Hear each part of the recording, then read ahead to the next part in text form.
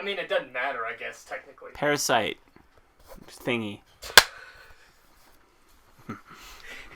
My mom abandoned me. Parasite.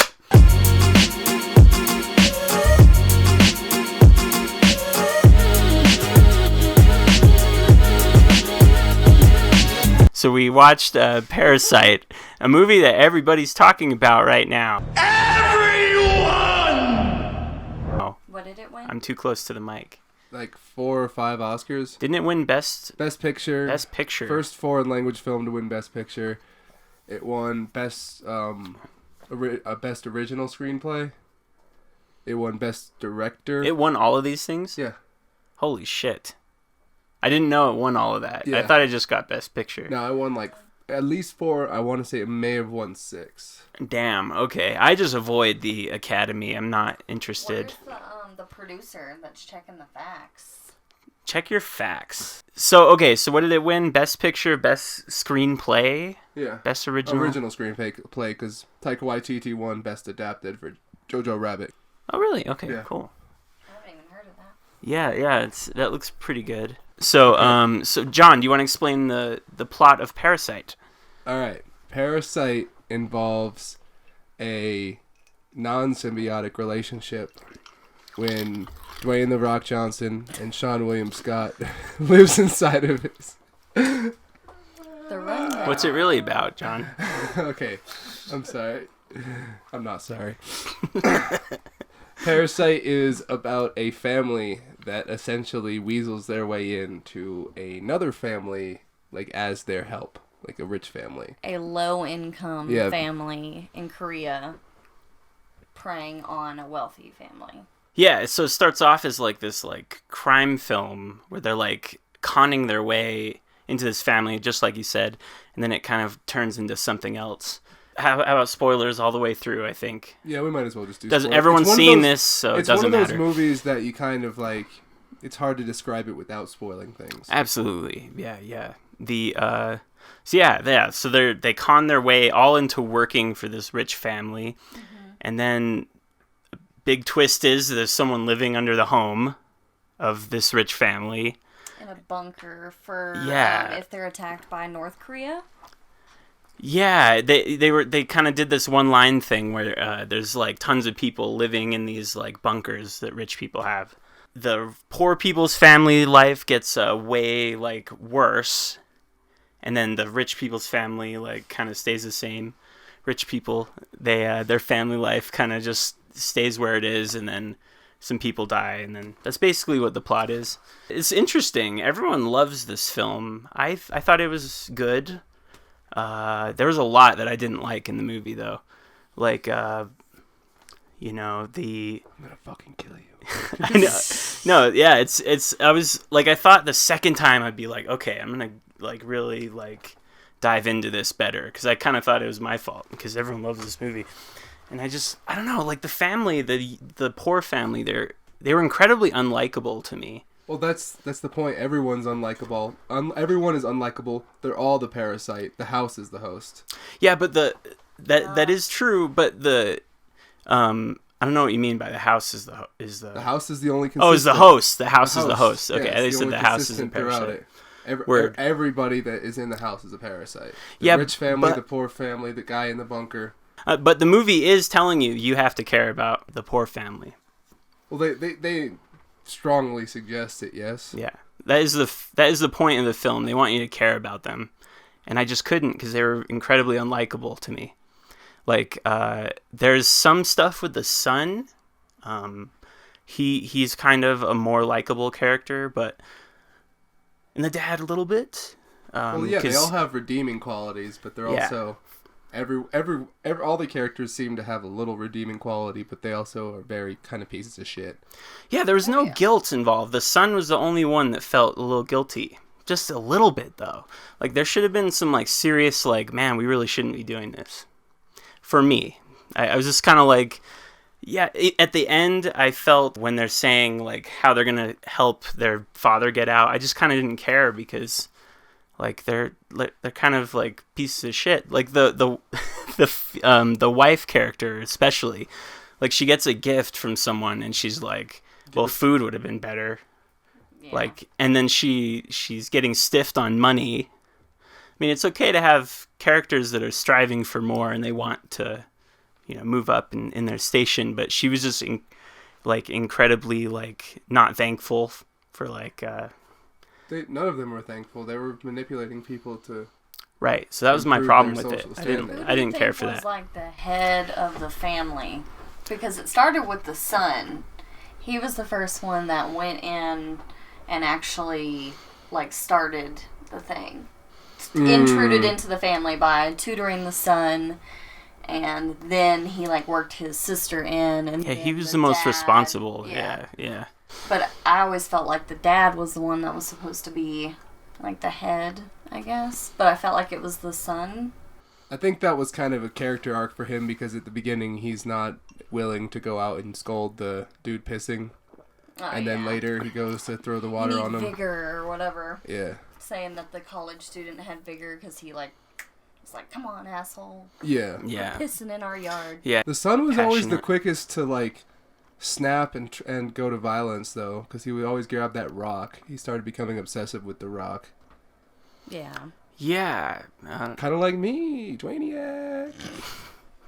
You are obsessive with the rock. That's true. He is a just national treasure. And I ain't talking Nick Cage. Yeah. Jesus Christ. Disney. Yeah, The Rock. Maybe you can explain it, because The Rock didn't really catch with me. I didn't get it. I want to know what The Rock was made from. They were saying something about it being a scholar's stone. Yeah, there's various stones that wealth. Yeah, this particular one was supposed to bring wealth to families. Right away, just you saying that makes more sense to me. Yeah. So it's it represents that. Is that a cultural thing? Yeah, it's a cultural symbolic thing, and it's more of a thing amongst aristocrats, kind of, where it's I'm very scholarly, so you get these various rock formations, and some of them are done artistically to look like a landscape, and the other are abstract. That's why he mentioned what type is this? Is an abstract type. Okay, yeah. Cool. Well, that hits a little harder for me then, just knowing that, because the whole movie is about wealth and the divide. Yeah. So cool, that makes sense. I thought there was a lot of plot convenience that I just couldn't really get over. In particular, when they discover the people in the basement, when it seems like they have the upper hand over those two people, suddenly all of them trip into frame, and then they start calling each other mom and dad. Yeah. And then the person takes their phone out and incriminates all of them instantly.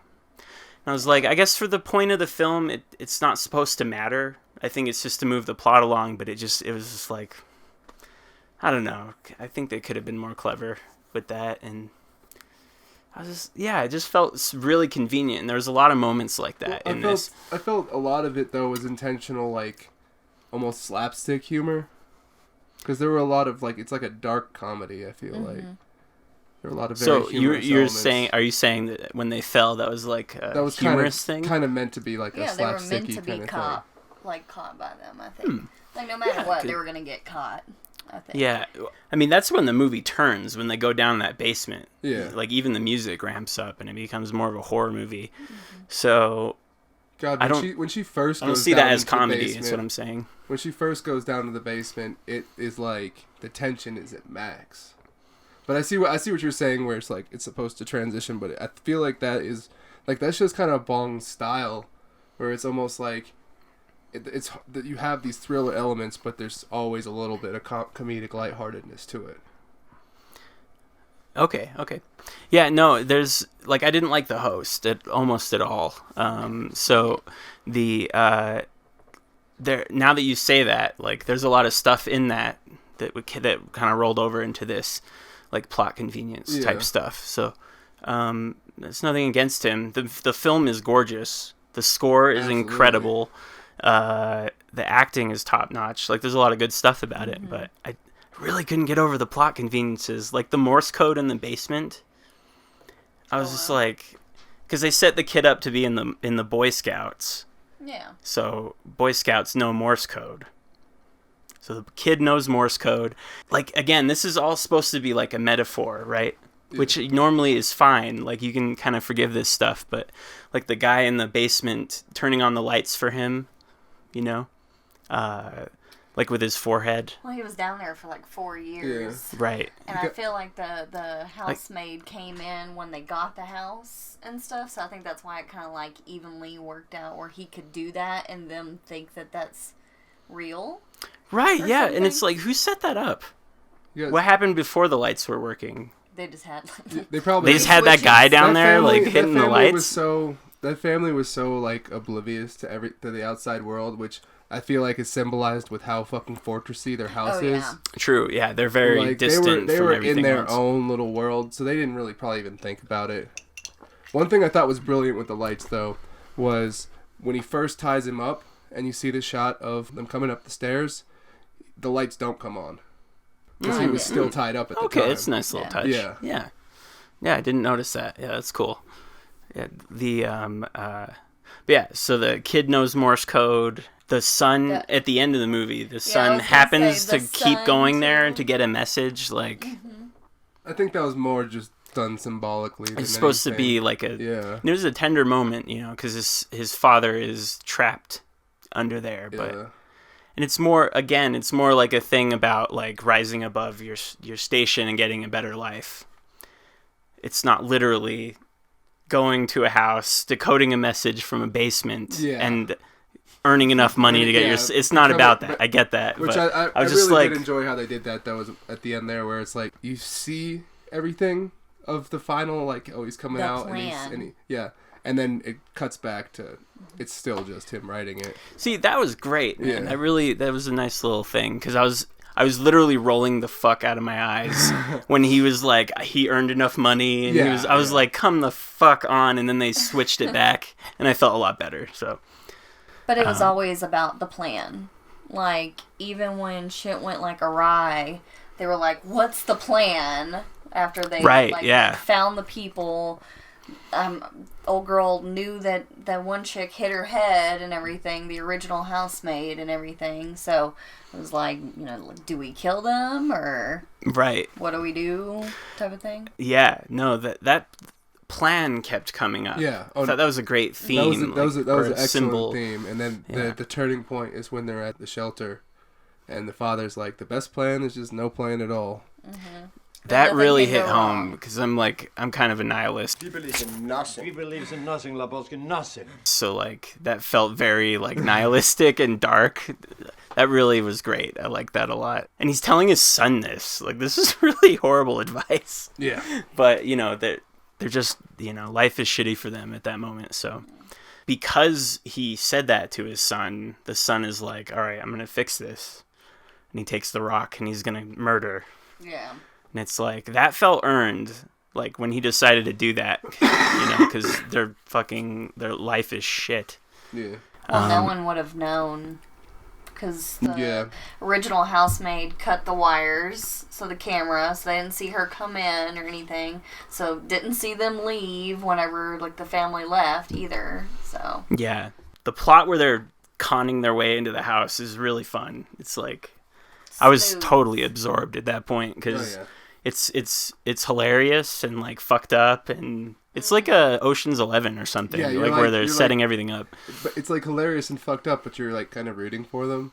Yeah. I mean, I was like, God, these guys are really fucking awful, but it's fun to watch. It's like watching, like, anti-heroes. Yeah. They literally, like, were practicing scripts and everything, but the little boy smelling Mr. Kim, the dad's jacket, and then going and smelling the new house lady, the mom, and being like, oh, they smell the same. Jessica smells the same. Kevin too, or whatever. And I'm like, oh shit, who smells people like that? Yeah, it's odd. Yeah, and they set them up that they smell, like, really bad because of where they live or whatever. Radish or something? Yeah. He said first radish, and then he said boiling a rag. Oh yeah, like it really puts it in your head there, the scent. It was mostly just done in a way to be, like, superior. Right, yeah. And that was effective. Oh, yeah. Like the poor smell bad. Like, it really hurts your feelings. Like, especially when the dad starts talking about it like that. It's, like, kind of fucked up. And then almost every time they mention him again, they're always like, Yeah, plugging their doing nose that at Yeah. him, stuff. and like it's really rude. And when they are hiding under the tables, that was really effective because they're talking about when you show up at home, turn on the lights, and the cockroaches scatter. Yeah. So it was like it was like that same thing happening. That was really cool. I like that. That being said, when Mr. Kim is escaping and he's right in their fucking eye line, and Yeah, he they has a can't- they light can't in his see it in the eyes, right? peripheral. Yeah, and the sun's in a tent. That wasn't tense to me. That was like, this is a little convenient. I think something more scaled back and more realistic would have worked for me. I got you. I am nitpicking a tad. I'm being a little mean on the They movie, but were- that kept happening for me. drowsy, too. Like, Right. They had just had sex, Yes, and they had a couch bang in front of their son With the panties from the car. which was the daughter's yeah. panties. with used And panties. I feel like that was one of the turning points of saying, like, this isn't the family that's the parasite. It's both families are parasitic. These are fucked up people as well. Yeah. Yeah, so you should explain your viewpoint on that, because I'm curious what you're thinking about how the rich family is a parasite. How do you feel about that? So pretty much my interpretation was initially it's supposed to make you feel like just the poor family is parasiting off of the rich family. But then you also see that the rich family is kind of like resting on their laurels and ignoring the outside world and being trapped in their own little world or lost in their own little world, and they're parasiting off of the grand scheme of the house that was created. And then you also have obviously the guy eating the food from off of them. Oh, yeah, no, you make a good point, because they are also emotionally parasitic to the poor family. Yeah.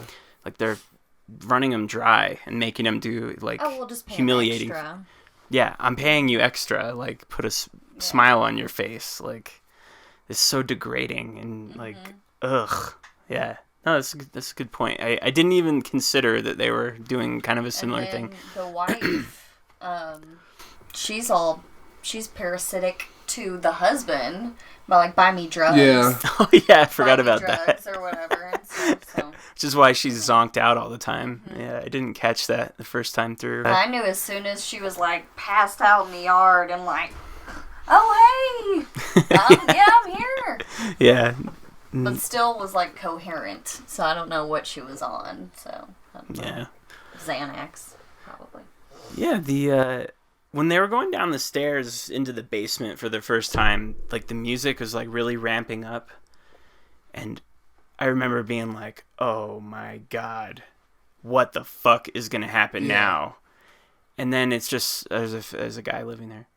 Well, I mean, I felt It didn't really hit that hard for me, considering the music. Like, build up and just cut the tension, because like when the first thing that was going through my head initially when I saw this labyrinthine dungeon shit was like, oh my god, is the family doing some weird, like the father gets off That's on what I some thought, weird yeah. crazy dungeon shit, I and didn't then think it was that.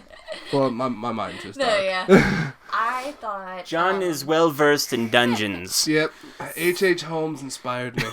So when the husband and Mr. Kim were in the car, he was like, yeah, I like the housemaid or whatever, she just eats too much.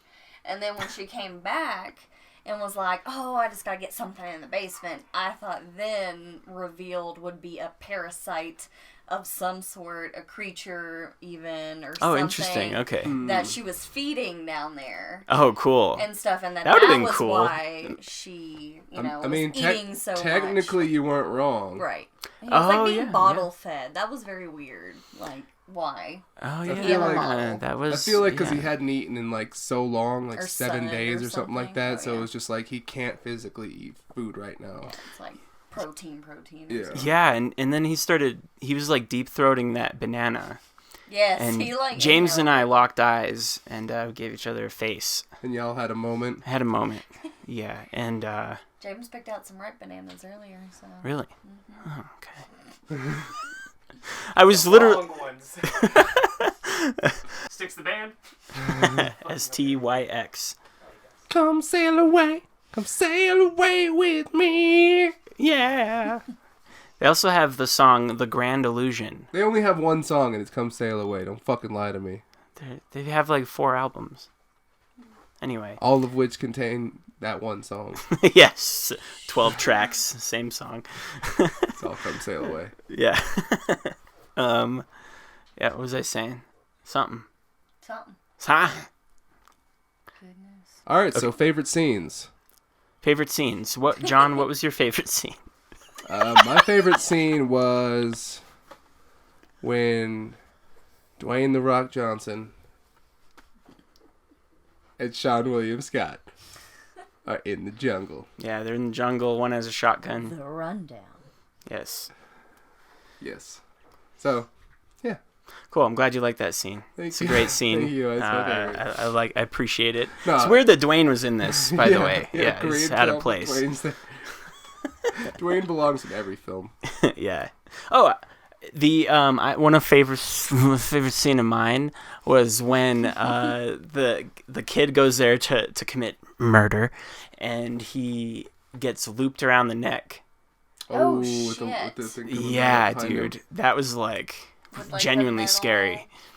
Yeah, Yeah. that guy was was fucking scary, and he like attaches it to the pipe, so he can't go anywhere. He's ready to bash some brains, and then the kid's running up the stairs. Now, like as a tense scene, it's like perfectly done because he's 30 feet or so away from him, but he has this rope, so he's actually really close to him. Yeah. Considering like the guy can just grab it, and he does. And then you think he's dead, like the kid. He gets his brains bashed in. Bashed in with a rack, with the very rock that he was becoming obsessive with. Yeah, like it was a very inventive way to do that scene because you could have had like a struggle with him. They did it with that wire, and that was disturbing and interesting. Yeah, I really like that. When they show the guy as a ghost, like in the kid, Oh my goodness. that image genuinely fucking freaks me out. That guy in the stairwell. His head just peeking out. Yeah, dude. They got very lucky with that adding up, with the daughter asking, like, did something happen to him? And, Yeah. you know, Yeah. something happened to him when he was Oh, that's in what it first was. grade.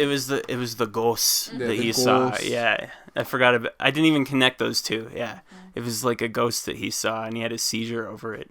Like he was that scared. And did she mention this? No, she did mention this after the first session, so she very well Yeah. could have gotten that information out of the child. He probably mentioned how he saw a ghost in first grade, so that's why she utilized that to manipulate the mother. Yeah. Well, she called her crazy. Oh, yeah. She was like, yeah, that crazy bitch just, like, broke down and started Yeah. crying. Yeah, I and just stuff. Googled art therapy and made up the rest. Improv. Yeah, Probably. she was a very funny character. Yeah. Now, I know it sounds like I don't like the film. I do though. I like it. I don't love it, but I get what it was doing. I have, like, okay, so I really like the symbolism of the Korean culture in the movie. Because I used to actually work for Koreans for, like, 6 years. So I kind of, like, knew that they like the lavish. They want the pale skin. They want people to see that they have money and stuff. And they want these, like, lavish portraits and everything that they had in the house. So it was Yeah, really you had cool to mentioned their see wedding that. portrait is like over the top and grand. Yeah. And so, like, seeing that, I was like, oh, wow, like, the fact that I knew that about the culture and everything. And, That's cool, yeah. Yeah, like, seeing the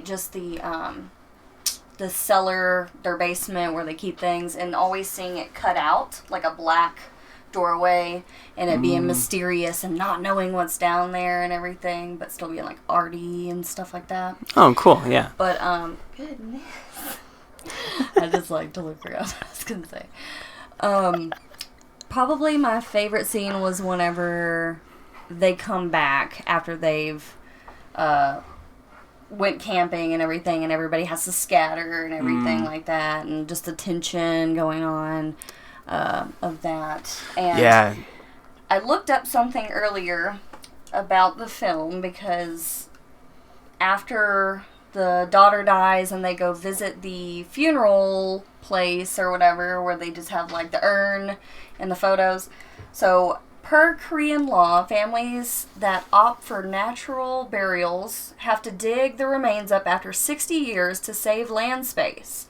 Instead, they remember their dead by keeping cremation beads at their home and having special containers in places to honor their family. Wow. So by law, they have to dig them back up and Wow. to save like the land. And Holy shit. the fact that Interesting. Yeah, well, the dad, Mr. Kim, he buried the old housemaid in the backyard and everything. So I was like, that's pretty crazy. Wow. So, yeah, I guess they probably they'd implement that. They have like some sort of like land issue. They're running out of like space to build stuff. It's my assumption. I don't really know. Weren't they going to build something in the backyard? Wasn't the wife like, oh yeah, we're going to put this here and we're going to put that here or something like that? I think that was for the party. Oh, the setup just for the party. tables. Okay, yeah. I was like, yeah. oh, they're going to utilize like the tunnel. Like I thought they were going to go in the tunnel or something. Like she knew about it, but I guess she didn't. Oh, yeah. I don't know. Oh, yeah, another setup was the cowboys. Like the cowboys and Indians kind of thing. Oh yeah. Like that just kind of, the son was interested. Yeah, that was another thing to touch on the Korean culture where they pretty much they'll add in English into the word, like just specific English words that are completely out of context just to be like, nice English. Look at how sophisticated I am. Yeah, yeah. Yeah, the cowboys and Indians, like the kid really likes it. Well, it's from the United States, so it's got to be good. Right, yeah, totally. They're wearing the headdresses at the end, which is kind of absurd, but in the context it makes sense because they're going to jump out and surprise him. Yeah, I thought that was cool. And then also, her ears perked up when the kid mentioned Illinois. So initially he was like, "Oh, I know an art student, and somebody who went to class. They studied at Illinois State University." It's like, "Oh, Chicago." Oh, that's true. Because so she was interested in American things. Yes. Okay, so I didn't even catch up on that. So that's why she was kind of like interested in hiring that person. Yeah. Jessica. Yeah, she was inclined to hire Jessica because she was like, oh, she went and studied abroad in America. Mm-hmm. So that means she's smart because she went and studied in America. Oh, weird. Okay. Yeah. Same thing with the tent where it's like, you sure it's not going to leak? No, it's fine. I ordered it from America. Yeah. It's a U.S. model. It's not going to leak. So yeah, see all these little things. Like this script is like almost as complicated as Inception. It seems like didn't take as long to write, but there's just so much shit in it. Well, I think that also they wanted to grab hold of an American audience too. Okay. Just so that they can be like, oh, well, like we can relate to this because we know where Illinois is. I can see that. I can see that, but yeah, I feel like that's really heavy for her character type as well, though. Like that was big for the development of that particular character. Mm-hmm. Yeah, the whoever wrote this clearly thought a lot about the little things like in your script, like in Titanic where they set up like the gun that gets pulled out at the end, like because that's what. I mean, every good movie you have sets everything up. All the little things are set up. Absolutely. And it makes perfect sense. You don't want the audience to be confused. So I appreciate that. And it's a well-made film. The colors in the film are fucking fantastic. Like the imagery of them descending back to their home when it's raining. Yeah. It's like, holy shit. Like, and then you have the God's Eye after it's been flooded. Yeah. Oh, their house, yeah. And they're floating through like the river, and it's literally like a river of shit. Yeah. It's sewage water. That's like where another scene I really enjoyed was where she's on the toilet, and it's like she's Smoking literally up Schitt's Creek, yeah. saying "fuck it, I'm just gonna smoke a cigarette." Yeah. Mm-hmm. It might be my fault that I didn't connect with the main characters. I'm aware of that, but yeah, it was like, yeah. Anyway, I think I've already said how I feel about that. I think it's meant to show also that like everyone's flawed. We all have our own fucked up parts. Absolutely. There is no like good character or bad character in this movie. They're all just people. Right. Yeah. True. And just trying to live. And that's why that's one Totally, way he was able yeah. to connect so well with the guy who was living down there too. Is once the guy was talking about the failed businesses and such, where it's like, holy shit, this is the exact same thing of the father. Like, they pretty much went through the same stuff. They got into debt because they had this ambitious dream and it didn't work out. Everything, failure after failure after failure. So he starts to, like, see him and more as a human instead of as a parasite, because they saw him as a parasite to their livelihood of the house, kind of thing. Yeah. Okay. And then that's why when the rich guy, the main head of the house, fucking, like, pushes him over and just, like, covers his nose when Mr. Kim loses it. Yeah, because he had been hearing that shit from the beginning of the movie, maybe past like the first act. Like, he's hearing about that all the time, so it makes sense why he didn't even want to do that. He just snapped. Yeah, exactly. Like, he just like was sick of it. Yeah. What was wrong with the guy in the basement? You know, the guy with the blood on his face at the end. What did he lose his mind? Is that what that was? I think he went to kill the sister. Yeah.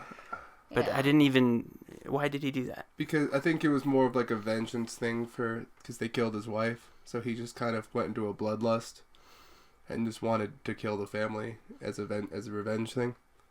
I thought it was the whole family. Yeah, because he was attacking all of them. He first attacked the son, then he attacked the daughter. Then he went after the mother. Okay, yeah, that makes sense. To expose them and everything. Right, He was, like, calling her out specifically. So I just thought of 2, like, cliffhangers that they didn't touch back on. The son having the diary and the blood being on it from the daughter and putting it back. No one ever found it. And then when the bloody-faced basement parasite guy... when he was Morse coding, when the son was in the teepee, he wrote down what he was Morrising over. So I thought that the boy had given the information to his mom and, like, told the mom, like, hey, this family's in on it. Because they, like, immediately were like, hey, I need you to come now. I need you to do this. You're going to be the one that's holding the cake. Like, and we're going to jump out and, like, get them or whatever. Right, yeah. So I thought they were setting it up to be, like... exposing them, but I don't know why they would do that at a birthday That's true. party. They didn't go either they didn't go anywhere with that, or that was supposed to be like a false setup to make you think. Yeah, I'm thinking probably false setup there. Because that felt weird to me. I was like, why would this kid be... He's just seeing a blinking light. Yeah. I don't expect him to put 2 and 2 together and start making a message. He was very... astute. He was an odd kid, right? Yeah, very observant. Yeah, noticing the smell of them being the same, and.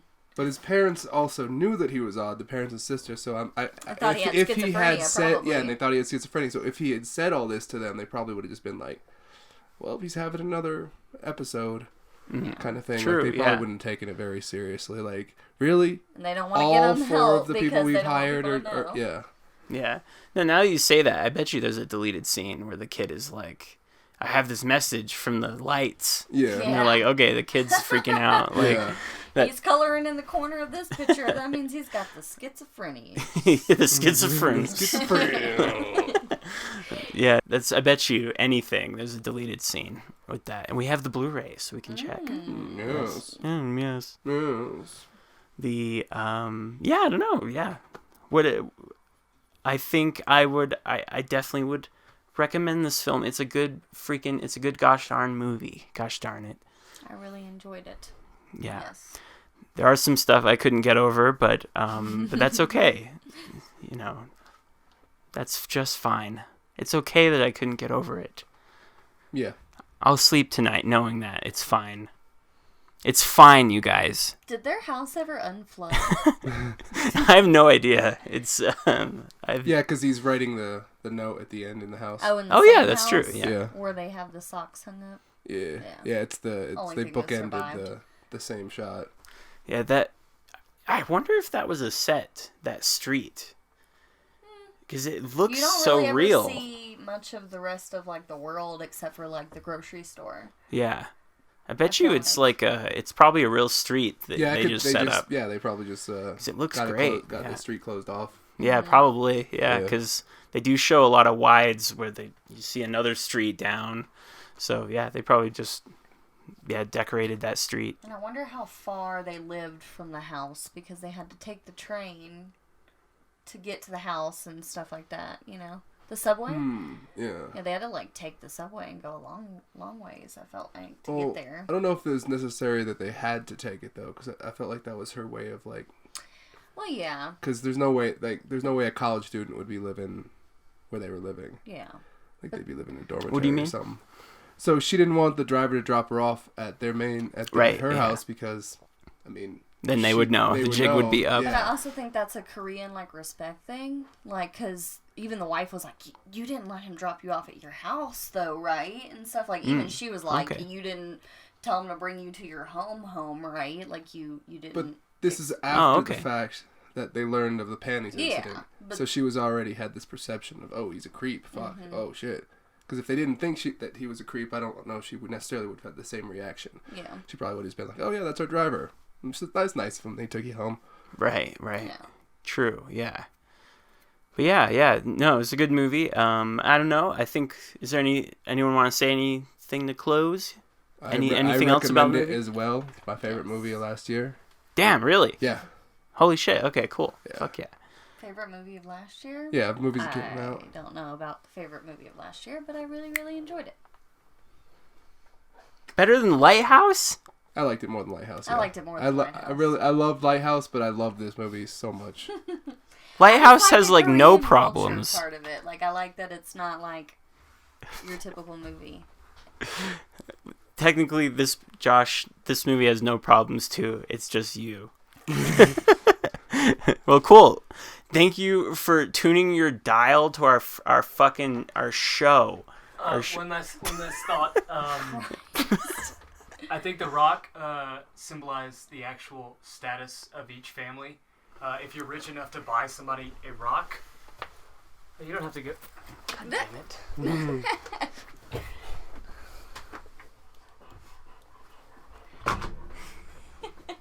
So I think The Rock actually represented class.